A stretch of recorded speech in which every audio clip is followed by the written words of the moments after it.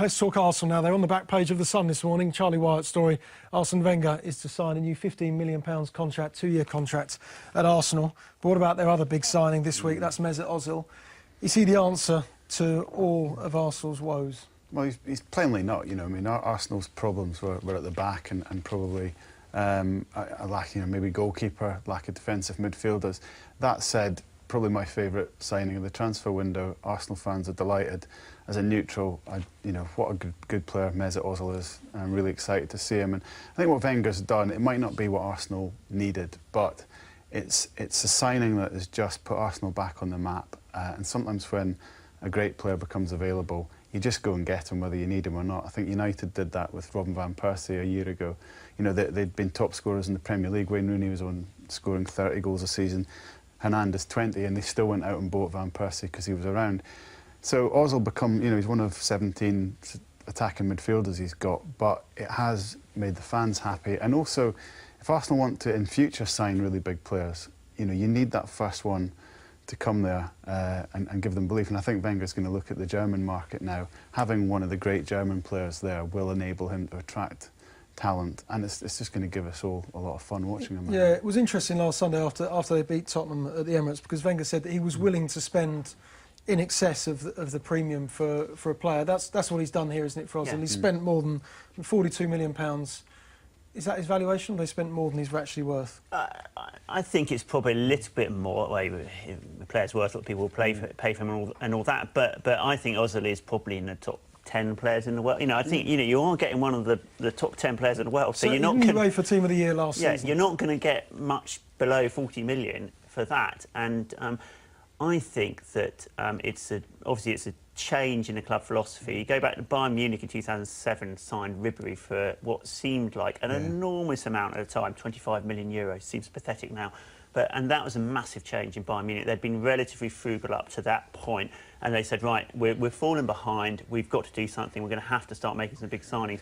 And I think this is a similar moment for Arsenal, whereby you've done it once, now you've got it out of the way, you can go and spend 30, 40 million again, because they've got the finances, so they can do it. And now they seem to have broken that taboo of, oh, we can't do it, it might be difficult. And I would say, I don't think it solves all Arsenal's problems. It wasn't a great transfer window for them. They got there in the end, but they were in for Mario Götze right at the beginning, completely unrealistically. They were never going to get him, but they clearly feel they need more quality players, and I think he's a quality player. I think he is a player they need because they need better quality, and he is better quality. Yeah. What about Wenger himself? This story in The Sun this morning that Charlie Wyatt has written about his new contracts.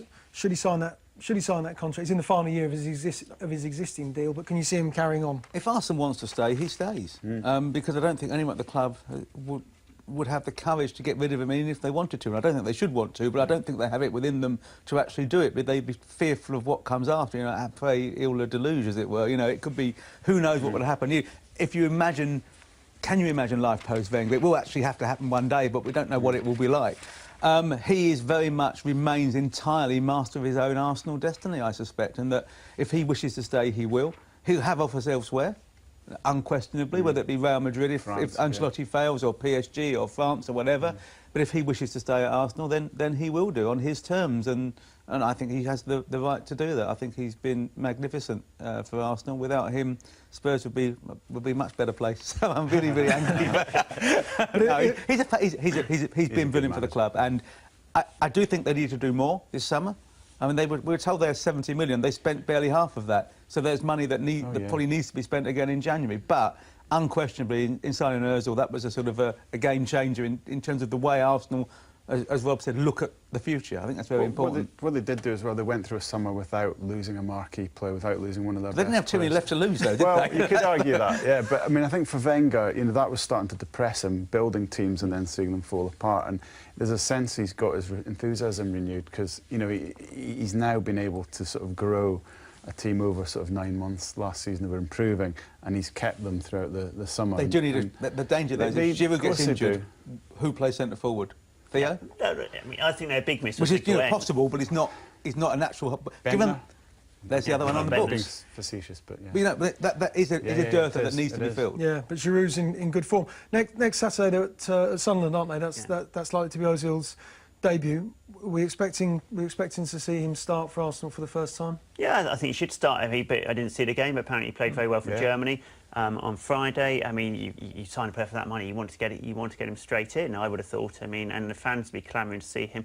And I think they do. You know, I think the team does need the quality. Okay, Sunderland aren't like a top 4 challenger, but you don't want to be dropping points. They've already had one upset at the start of the season. I would put him straight in.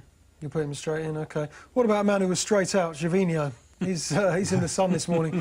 Quite critical of Arsene Wenger, but he has got no right to criticise anybody other than himself. I thought you might say that. Why? His record at Arsenal isn't great. Is it 46 appearances, 9 goals scored, 9 assists. There you are.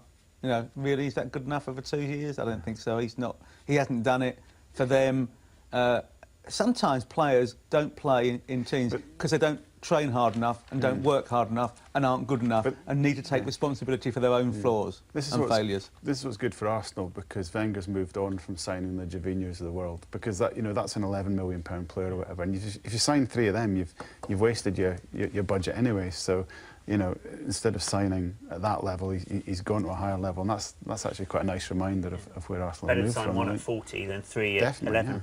Yeah, trying to move on from Gervinho, aren't they? And certainly Ozil will be a step up.